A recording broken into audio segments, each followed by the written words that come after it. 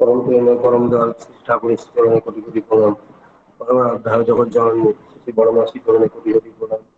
পরমারাধ্য পরম বুদ্ধি পাল শ্রী বরদাসী চরণে কোটি কোটি প্রণাম। পরম বুদ্ধিবাদ আচার্য শ্রী দাদাশ্রী চরণে কোটি কোটি প্রণাম। পরম পূজনীয় বাবাই দাসী চরণে কোটি কোটি প্রণাম। আর এই লিঙ্কে যারা রয়েছেন তাদের সবাইকে মানে আন্তরিক শ্রদ্ধা, জয়গুরু দেবস্থানে প্রণাম। আজকে এই অনুষ্ঠানে যোগদান করে আমি ডক্টর অভিরূপের আলোচনা শুনলাম। যদিও যে বিষয়, এ বিষয় সুস্থ থাকার আচরণই সদাচার, তাই সদাচার পালন করো, সুস্থ থাকো। বর্তমানে যে পরিস্থিতি, এই যে প্যান্ডামিক সিচুয়েশন, এই পরিস্থিতিতে ঠিকমতো নিজেকে সুস্থ রাখা আর সবাইকে সুস্থ রাখা, নিজে সুস্থ থাকা এবং সবাইকে সুস্থ রাখা, এই জিনিসটা মাথায় সবাইকে রাখতে হবে। কারণ আমাদের যে পয়লা বৈশাখ কনফারেন্স হয়ে গেল, তাতে আচার্যদেব শ্রী দাদা নিজে দয়া করে বলেছেন যাতে আমরা সবাই সুস্থ থাকি, ঠাকুরকে নিয়ে আমরা যাতে ঠিক মতো চলি এবং প্রত্যেক গুরু ভাই, প্রত্যেকটা মানুষ যাতে সুস্থ থাকে, তার জন্যে প্রত্যেকটা সমস্ত গুরু ভাই বোন সকলের সঙ্গে আন্তরিক যোগাযোগ রাখার দরকার। আন্তরিক যোগাযোগ রেখে চলতে বলেছেন। কর্মীদের সঙ্গে সব যোগাযোগ রেখে চলতে বলেছেন। এই জন্য বাবাই দাও বিভিন্ন ঘটনার উপমা দিয়ে সুন্দর করে বলেছেন যে পরিবারের সবারই দায়িত্ব, প্রত্যেকের দায়িত্ব আমাদের, আমরা যাতে সুস্থ থাকি এবং সবাইকে সুস্থ রাখি। তার জন্য আমাদের যে মন্দির আছে, ঠাকুরের মন্দির আছে, ঠাকুরের কেন্দ্র আছে, পূজনা কেন্দ্র আছে, প্রত্যেক জায়গায় আমরা যেন যোগাযোগ রাখি এবং প্রত্যেকে কনসাস করে তোলা যে আচার্যদেবের কি নির্দেশ, আচার্যদেব কি চাচ্ছেন, তিনি উদ্বিগ্ন হয়ে আছেন আমাদের জন্য, আমরা যাতে সুস্থ থাকি, ভালো থাকি এবং যথার্থভাবে সেই নীতিবিধি জানা, সুস্থ থাকার নীতিবিধি, স্বাস্থ্য সচেতন সূত্র এবং ঠিকমতো পালন করা, পরিবেশন করা, আচার্যদেব যে নির্দেশগুলো দিয়েছেন যাতে আমরা ঠিকমতো পরিপালন করি, আরো ভাবে বর্তমান পরিস্থিতিকে যাতে আমরা ওভারকাম করতে পারি, তার জন্যে আমাদের সব রকম প্রস্তুতি এবং সেই অনুশাসন, সে আদেশ নির্দেশ মেনে চলা আমাদের প্রত্যেক কর্তব্য। শ্রী ঠাকুরের দীক্ষা নিয়ে মানুষের জীবনের সবচেয়ে বড় জিনিস হচ্ছে কি না, মানুষ নিজেকে কেমন করে নিজেকে সুস্থ রাখবে, সুন্দর রাখবে, ভালো রাখবে, আর নিজের পরিবার এবং নিজের পরিবেশের সবাইকে কেমন সুস্থ রাখবে। এইটা আমরা প্রতিদিনই সংকল্প করি, শতঙ্গা পাঠ করি। একটা মানুষের সবচেয়ে বড় সুবিধে যারা শ্রী ঠাকুর গ্রহণ করেছি, আমরা আমাদের জীবনের আদর্শ আছে। আমরা মানুষের জীবনের আদর্শ থাকলে কি হয়, মানুষের জীবনে আদর্শ থাকলে মানুষ আদর্শের যিনি প্রাণ পুরুষ, অর্থাৎ যারা আমরা ঠাকুরের দীক্ষা নিয়েছি, ঠাকুর গ্রহণ করে ঠাকুরের দীক্ষা নিয়ে ঠাকুরকে ভালোবাসার মধ্যে দিয়ে তিনি কি কি বলেছেন, তিনি কি পছন্দ করেন, তিনি কি করতে বলেছেন, সেইগুলো ধীরে ধীরে করার মধ্যে দিয়ে আমাদের কি হয়, মন সুস্থ হয়ে ওঠে, শরীর সুস্থ হয়ে ওঠে, অবসাদ চলে যায়। এই যে আমরা অনলাইন সৎসঙ্গ করছি, এই যে আমরা এনগেজ হয়ে আছি, আমরা বিভিন্ন বিষয় শুনছি, জানছি, আলোচনা করছি, এর মধ্যে দিয়ে ঠাকুর কি বলেছেন, এই যে পর্যালোচনা বিভিন্ন অ্যাঙ্গেল থেকে বিভিন্ন আমরা যারা আলোচনা করছি, আজ বলছি, বলার মধ্যে দিয়ে আমরা প্রেরণা লাভ করছি, আমরা সুস্থ থাকছি। যে সুস্থ থাকার জন্য শ্রী ঠাকুরের যে যজন যাজন ইষ্টবিধি সস্তনী সদাচার দেওয়া আছে, যদি আমরা এগুলো ঠিক মতো পরিপালন করি, তাহলেই কিন্তু আমরা সুস্থ থাকতে পারবো। এই সুস্থ থাকার জন্য সবচেয়ে বড় মানুষের জীবনের সমস্যা হচ্ছে মন। শ্রী ঠাকুর বললেন, মন দুষ্ট হলেই জানিস রোগের আকাল হয়। মন দুষ্ট হলেই জানিস রোগের আকাল হয়। মন দুষ্ট মানে মন দূষিত হলে। দুষ্ট কথার অর্থ হচ্ছে দূষিত হওয়া। তাহলে মনটা যখন দূষিত হচ্ছে, মনের যখন দূষণ হচ্ছে, তখনই কি হয়, রোগ ঢুকতে পারে। সেই জন্য মনের দূষণ হয় চলবে না। মনের দূষণের পর গিয়ে শরীর দূষণ হয়। তাহলে মনটা আমাকে সবসময় কি করতে হবে, আনন্দে রাখতে হবে, ভালো রাখতে হবে। কোনো ডিপ্রেশনের মধ্যে থাকলে হবে না। ডিপ্রেশনের মধ্যে থাকলে কি হয়, মানুষ অলস হয়ে যায়। ডিপ্রেশনের মধ্যে থাকলে কি হয়, মানুষের মাথা কাজ করে না, বোতা হয়ে যায়। সেই জন্য ঠাকুরের বিধানের প্রথমে গিয়ে আছে যজন। এই যে নাম ধ্যান, ঠিক ঠিক মতো নাম ধ্যান করতে হবে। ঠিক ঠিক মতো এই যে নাম ধ্যান করা, এই সদাচারের মধ্যেই পড়ে। আমি যদি একদিন নাম ঠিক মতো না করি, ঠাকুরের যে বলা আছে আধুনিক 45 মিনিট নাম ধ্যান করা উৎসাহ এবং নিশায়, আমি যদি ঠিক ঠিক মতো নাম ধ্যান না করি, তাহলে কি হলো, আমার সদাচার পরিপালন করবো না। কিন্তু আমার সুস্থ থাকার জন্য প্রথম দিনের শুরুটাই, বিগিনিংটাই আমার ডিস্টার্ব যদি আমি করে ফেলি, তাহলে কি হবে, নিজের মনটাকে সুস্থ রাখার জন্য যে প্রিপারেশন, প্রস্তুতি নেওয়া, যে কনসেন্ট্রেশন, যে মেডিটেশন, যে মনের ভাবটাকে কনডেন্স করা, মনের ভাবের মনের ভাবটাকে এমন ভাবে ধরে রাখা, সুখস্মৃতিগুলোকে নিয়ে এমন ভাবে চিন্তা করা মেডিটেশনের মধ্যে দিয়ে, যাতে আমাদের কি হয়, ওই নামদানের মধ্যে কি হচ্ছে, সতেজাত করা হচ্ছে। সেই জন্য উৎসাহ নিশা মন্ত্র সাধন, চলাফেরাই জপ। আমাকে প্রতি মুহূর্তে চলাফেরাই জপ করতে হবে। আমি যদি ঠিক ঠিক মতো চলাফেরায় জব করি, চলাফেরা মানে আমি কাজ করছি, আমি খাচ্ছি, আমি শুয়ে আছি, আমি ঘুমাচ্ছি, সব অবস্থার মধ্যে যে আমাকে সবসময় সবসময় ভাবতে হবে, চিন্তা করতে হবে যে আমি নামময় হয়ে আছি কিনা। একটা মানুষ যদি ঠিক মতো নামময় হয়ে থাকে, ঠিক মতো সায়েন্সের মধ্যে সাথে চলাফেরায় জব করে, তাহলে কি হবে, সে মানসিক সদাচার এবং মানসিক সদাচারের মধ্যে দিয়ে শারীরিক সদাচারটাকেও কি আনতে পারবে। একটা মানুষ যখন ঠিক ঠিক মতো নামদান করে, ঠিক ঠিক মতো ইষ্টভৃতি করে, ইষ্টভৃতি করার মধ্যে তো সদাচার পরিপালন হচ্ছে। তার সেই শরীর মনে যুক্ত আগ্রহ, ভক্তি, প্রেম নিয়ে যখন নিবেদন করছে, তার অর্ঘ, ভক্তি অর্ঘ, তার মধ্যে তো সদাচার পরিপালন হচ্ছে। মানুষের জীবনটা কি হচ্ছে, একটা সুশৃঙ্খল হচ্ছে। এই যে ডিস্টার্ব মাইন্ডটা কি হচ্ছে, আমি কনসেন্ট্রেট করে নষ্ট করতে পারছি, আমার পরম প্রিয় চরণের নিবেদন করতে পারছি। আমার শরীর মনে যুক্ত আগ্রহ, ইচ্ছিত আগ্রহ নিয়ে আমি কি করছি না, এই যে নিবেদন, এই করার মধ্যে দিয়ে হচ্ছে আমার সদাচার পরিপালন হচ্ছে। ঠাকুরের প্রত্যেকটা বাণী পরিপালনের মধ্যে দিয়ে সদাচার পরিপালন হয়। সুতরাং সেখানে মানসিক এবং শারীরিক এবং আধ্যাত্মিক যাই বলি না কেন, সদাচারের যে পাঠই বলি না কেন, ঠাকুরের এই যজন যাজন ইষ্টবিধি সপ্তম সদাচারের মধ্যে সবই আছে। এইগুলো নিখুঁত ভাবে আমরা যত পরিপালন করতে পারবো, ততই কি হবে না, আমরা আমাদের ইমিউনিটি পাওয়ার বেড়ে যাবে, মানসিক ইমিউনিটি পাওয়ার বাড়বে। মানসিক ইমিউনিটি পাওয়ার কি, এই যে মন, মানুষের একটা মনটা যত শক্তিশালী হয়, মনটা যত প্রেমে বিভোর হয়ে থাকে, ঠাকুরের দয়া প্রতিমূর্তি আমি পাচ্ছি, করুণা পাচ্ছি, মনটা আনন্দে ভরে আছে, সে অবস্থা আমাকে দেখা গেল হয়তো একটা মানুষ এসে ভুল করে আমার সাথে একটা আচরণ করলো। যেমন আমি একটা এক্সাম্পল দিচ্ছি, আমি তখন মন্দিরে এসে, সবাই তখন কলেজ লাইফটা শেষ হয়েছে, তা আমি কিছুদিনের জন্য মন্দিরে এসেছি, শিব মন্দিরে এসে আছি। এমন সময় ঝাড় দিচ্ছিলাম নিচে, মন্দিরের ঢোকার সামনে ঝাড় দিচ্ছে, এমন সময় একজন ঋত্বিক দাদা ধুতি পাঞ্জাবি করে ঢুকলেন, ঢুকে আমাকে এমন কিছু কথা বললেন, শোনার পর খুব মন খারাপ হয়ে যাওয়ার কথা। কি বললেন, আমাকে বললেন, তুমি কি বাড়িতে খেতে টেতে পেতে না, সেই জন্য কি মন্দিরে এসে আছো? তুমি কি স্কুল টিস্কুল যেতে পারো নি, পয়সার অভাবে, খাওয়া পয়সার অভাবে, বাড়ির দারিদ্রতার জন্য? তো এটা শুনে সাধারণ ভাবে কি হয়, যে কোনো মানুষের রাগ হতে পারে।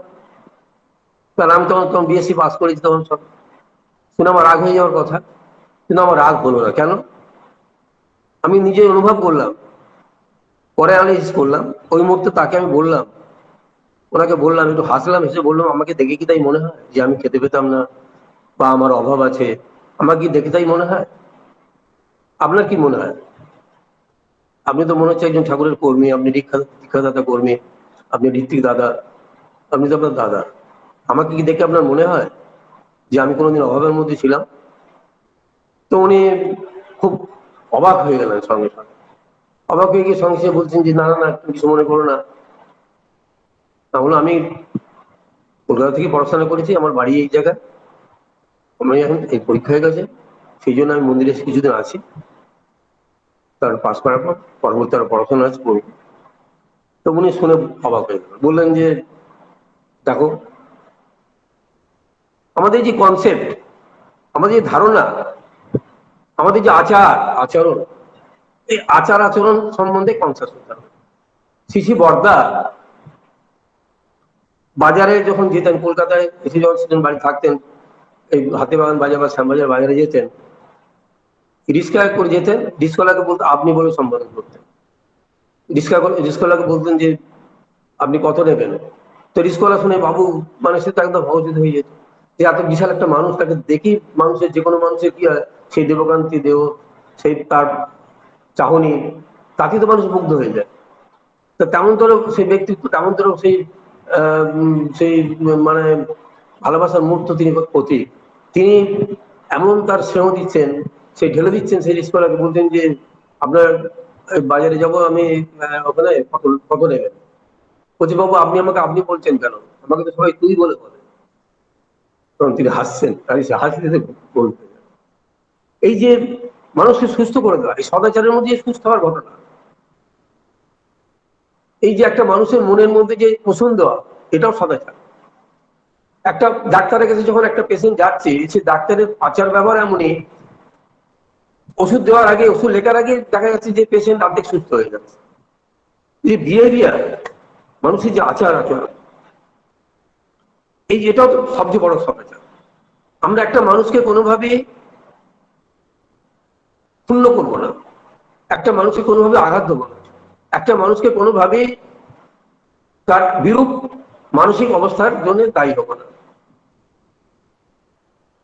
আমার আমার আমার এমন আচরণ হবে, আমাদের প্রতি প্রত্যেকের এমন আচরণ হবে, একটা মানুষের যেন মন ভরে যায়, একটা যেন আমরা একটা মানুষের অন্তরের মধ্যে যেন আমরা ঢুকতে পারি। যে ঠাকুরের বাণী আছে না, মানুষ আপন টাকা পর যত পারিস মানুষ ধর। মানুষ ধরা মানে কি? মানুষের অন্তরকে ধরা, মানুষের ভালোবাসাকে টাচ করা, মানুষের অন্তরকে টাচ করা, যাতে মানুষ বুঝতে পারে যে না, এই মানুষ আমার অন্তরকে বুঝেছে, আমার কষ্টকে বুঝেছে, আমার দুঃখকে বুঝেছে। এনার সঙ্গে কথা বলে উনি আমার সহানুভূতিশীল মানুষ, উনি আমার আপন মানুষ ফিল করবে তখন। আমার আচার আচরণ, আমার ব্যবহার, আমার একটা মানুষকে যাজন, একটা মানুষ যেন অন্তর থেকে বুঝতে পারে যে ইনি হচ্ছেন আমার আপন। মানুষ আপন করতে বলেছেন, মানুষ আপন। আমরা টাকার পিছনে ছুটি। শ্রী ঠাকুর কি বলেছেন যে পুরুষ মাগে নারীর পরে, নারী মাগে টাকা, এমনি করেই বাঁচা, চলতি জগৎ বাঁচা বাড়ায় ফাঁকা। এই যে বাঁচা বাড়ায় ফাঁকা, এই সদাচার হচ্ছে বাঁচা বাড়ার একটা সবচেয়ে বড় কথা। এই যে চলতি জগৎটা বাঁচা বাড়ার মধ্যে নেই। একমাত্র আদর্শ কেন্দ্রিক জীবন, অর্থাৎ ঠাকুরকে গ্রহণ করে, ঠাকুরকে ভালোবেসে যখন একটা মানুষ নাম ধারণ করার হয়ে চলে, ঠিক মতো মর্নিং প্রেয়ার, ইভিনিং প্রেয়ার করে, ঠিক মতো যাজনশীল হয়ে ওঠে, মানুষের অন্তরের মধ্যে প্রবেশ করে যাজনের মধ্যে দিয়ে, যাজন চরিত্র হয়ে চলে, নিজের সদাচার পরিপালন হয়, যাজনের মধ্যে দিয়ে নিজের মধ্যে কি হয়, গভীর ভাব সৃষ্টি হয়, ভক্তি সৃষ্টি হয়, আনন্দের সৃষ্টি হয়, তৃপ্তির সৃষ্টি হয়, ভালোবাসার, ঠাকুরকে ভালোবাসার মধ্যে দিয়ে কি হয়, ওই যাজনের মধ্যে দিয়ে কি হয়, মন প্রাণ ভরে যায়। আর যে যাজন করছে তার, আমি যদি যাজন করি আমার তা, আর যাকে যাজন করছি তারও কি হয়, মন পরিষ্কার হয়ে যায়। আকাশে যখন মেঘ থাকে, সূর্যের আলো পৌঁছায় না, মেঘ যেই কেটে গেল, একটা মানুষের অক্সিজেন যখন ফ্রি করে দেওয়া গেল, তখন মেঘ কেটে গেলে সূর্যের আলো পড়ে। সেরকম একটা মানুষের অবসেশন যখন যাজনের মধ্যে দিয়ে দূরীভূত হয়ে যাচ্ছে, তখন কি হচ্ছে, তার প্রেম ভালোবাসা ভক্তির যে আলো, তার জীবনের বাঁচার যে আশা আলো তার মধ্যে উদ্বুদ্ধ হতে থাকে। এবং তখন যে যাজন করতে যখন যাজন দৈত্রী হয়, তখন তাকে যা বলা হয় কি দীক্ষার কথা বলেন, দীক্ষা নেয়, দীক্ষা নিয়ে যে চলার কথা, মানুষ এসে হাজারো সমস্যার কথা বলছে, সদাচার পরিপালন করে না। কিরকম, আমার এই সমস্যা, আমার ওই সমস্যা, আমার সেই সমস্যা, আমার ব্যক্তিগত সমস্যা, আমার পারিবারিক সমস্যা, আমার স্বামী স্ত্রীর মধ্যে সমস্যা, আমার ছেলে মেয়ে কথা শোনে না, এই যে বিভিন্ন পারিবারিক সমস্যা, আমার ছেলেটা মন দিয়ে পড়াশোনা করে না, আমার মেয়েটা অবদ্ধ হয়ে গেছে, আমার ছেলেটা ভালো পাস করেছে, ভালো এডুকেশন পেয়েছে, আমার ছেলে মেয়েটাও ভালো এডুকেশন পেয়েছে, তাদের ভালো চাকরিও হয়েছে, বিয়ের কথা বলছি তারা কথা শুনছে না। এই যে হাজারো রকম মানুষ সমস্যা থাকে, কিন্তু সমাধান কোথায়? সমাধান আছে সবই যখনই মাথায় ঠাকুর থাকে, প্রতিটা মানুষের থেকে সমাধান হয়। অর্থাৎ মানুষ, যে কোনো মানুষ, যে কোনো আমরা যদি আমরা মাথায় ঠাকুরকে রাখতে পারি, ঠাকুরকে রাখি, ঠাকুরের চরণটা যদি আমরা ঠিক মতো মাথায় নিয়ে চলি, তাহলে কি হবে? সমাধান হবে, পারিবারিক সমস্যারও সমাধান হবে। যখন নিজের দ্বারা হবে না, তখন আমরা কি আচার্য সান্নিধ্যে যাই, আচার্য সান্নিধ্যে গিয়ে নিবেদন করি বাধ্য হয়ে যে আর আমার কোনো পিঠ ঠিক গেছে, সমস্যা থেকে আমি উঠতে পারছি না, সুতরাং আমাকে এখন আচার্যকে স্মরণ ছাড়া উপায় নেই। এটি গুরু ভাই, সে বিশাল, তার প্রতিপত্তি বিশাল, সম্পদ বিশাল, ক্ষমতা, সে বিশাল একটা অ্যাডমিনিস্ট্রেটর সরকারি। তো একবার আচার্যদেবের সান্নিধ্যে বলছেন, আমি প্রত্যক্ষদর্শী, সে আচার্যকে প্রণাম করে কান্ত করতে বলছেন যে আমার ঠাকুর আমাকে ভরিয়ে দিয়েছেন, আমার সম্পদের অভাব নেই, আমার ক্ষমতার অভাব নেই, আমি বহু কিছু করতে পারি, কিন্তু আমার দুঃখের শেষ নেই। আমার ছেলে মেয়ে আমার কথা শোনে না, তারা বিশাল বড় বড় লেখাপড়া শিখেছে, তারা বিশাল বড় বড় পোস্টে আছে, আমি তাদের বিয়ের কথা বলছি, তারা শুনছে না, কোনো রাজি হচ্ছে না। তখন দাদা হাসলেন, বল চিন্তা করার কি আছে, তুমি এক কাজ করবে, তুমি দেওঘরে যাবে। তখন কলকাতায় ঘটনাটা ঘটেছিল, ইয়েতে 67 বাড়িতে, 67 বলছি, 57 বাড়িতে অমরধাম নানমোহন। তখন আচার্য বললেন তুমি দেওঘরে যাবে, গিয়ে ছেলে মেয়েকে নিয়েই যাবে, নিয়ে গিয়ে বাবাদের কাছে বলবে, ও ভালোবাসতেও জানে, শাসন করতেও জানে, দেখবে সব ঠিক হয়ে যাবে।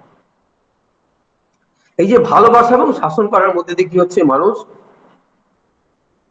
তার যে সমস্যা সমাধান হয়ে যায়। এই সবই কিন্তু সদাচারের মধ্যে পড়ছে। একটা মানুষ যতই আত্মকেন্দ্রিক থাকুক, যতই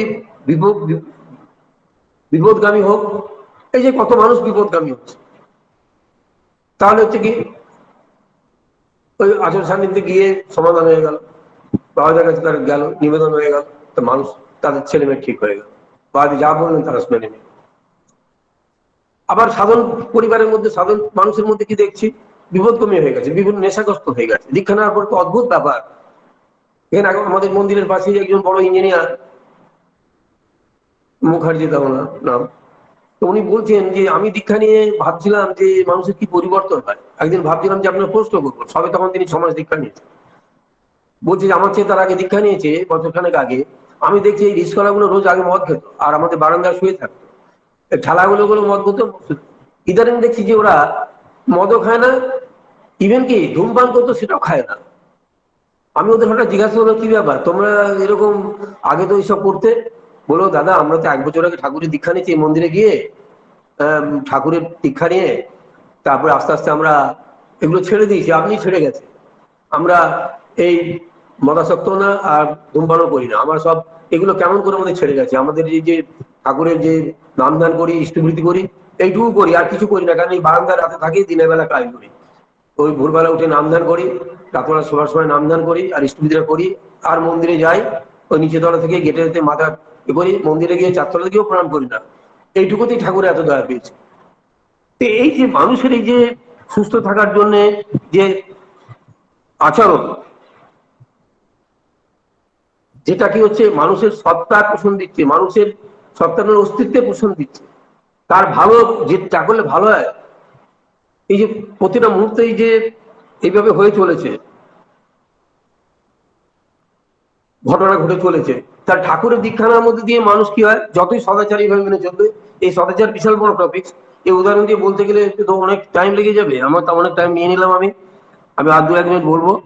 তা এই সদাচার একটা মানুষ, মূল কথা হচ্ছে কি, যদি সে দীক্ষা নেয়, শ্রী ঠাকুরের দীক্ষা নিয়ে শ্রী ঠাকুরের যদি যজন যাজন ইষ্টভীতি সস্তনে সদাচার ঠিক ঠিক মতো পরিপালন করে এবং আচার্যে কেন্দ্রায়িত হয়ে চলে, তার সেই জীবন, তার সেই চলনা, তাকে এমন ব্যাকুলতা নিয়ে, এমন নিষ্ঠা নিয়ে জীবনের প্রতিটা মুহূর্ত এমনই তৎপরতা নিয়ে ইষ্ট কাজে নিয়োজিত থাকবে যে নিজে সুস্থ থাকবে, নিজে সদাচারী হয়ে থাকবে, শারীরিক মানসিক সবকিছু, এবং তার সান্নিধ্যে যে মানুষই আসবে তারাও কিন্তু সেই সদাচারী হবে, শারীরিক মানসিক আধ্যাত্মিক যা কিছু আছে সদাচারের মধ্যে, এবং ঠাকুরকে অনুসরণ করবে তারা। আমরা যত যত বেশি করে ঠাকুরকে অনুসরণ করতে পারবো, ততই কিন্তু আমরা সত্যিকারের এই যে সদাচারী হয়ে উঠতে পারবো। শ্রী শ্রী ঠাকুরের যে স্বাস্থ্য সদাচার সূত্র বই আছে, প্রত্যেকটা বাণীর মধ্যে মেনশন করা আছে। আমরা যদি পরিষ্কার আচার্য সবাইকে পড়তে বলেছেন, আমরা সেই বই সবাই পড়বো, সবাইকে পড়তে বলবো, এবং আনন্দ করে আমরা ঠাকুরকে মাথায় নিয়ে চলবো, ঠাকুরের আদেশ পরিপালন করে চলবো। আচার্য যা বলছেন সেগুলো মাথায় নিয়ে চলবো, আজ সব বুঝিয়ে দিচ্ছেন যা বলছেন। প্রতিটা গুরু ভাই সকলের সঙ্গে আন্তরিক যোগাযোগ রাখবো, ফোনের মাধ্যমে, অনলাইন সৎসঙ্গের মাধ্যমে কর্মীদের সঙ্গে যোগাযোগ রাখবো এইভাবে, এবং প্রত্যেকটা মন্দির কেন্দ্র, উপজেলা কেন্দ্র এবং সবার সঙ্গে যোগাযোগ রেখে যাতে আচার্যদেবের নির্দেশ অর্থাৎ ঠাকুরের নির্দেশ বিধিবিধি যথার্থভাবে জেনে বুঝে পালন করার মধ্যে দিয়ে আমাদের সদাচার পরিপালনের মধ্যে দিয়ে আমরা সুখ শান্তি, এই প্যান্ডেমিক সিচুয়েশনেও আমরা আনন্দে থাকবো, সুখে থাকবো, ভালো থাকবো। আমি বলে আমার বক্তব্য শেষ করছি। আপনারা সবাই ভালো থাকুন, সুখে থাকুন, ঠাকুরের কাছে আমার এই প্রার্থনা। জয় গুরু।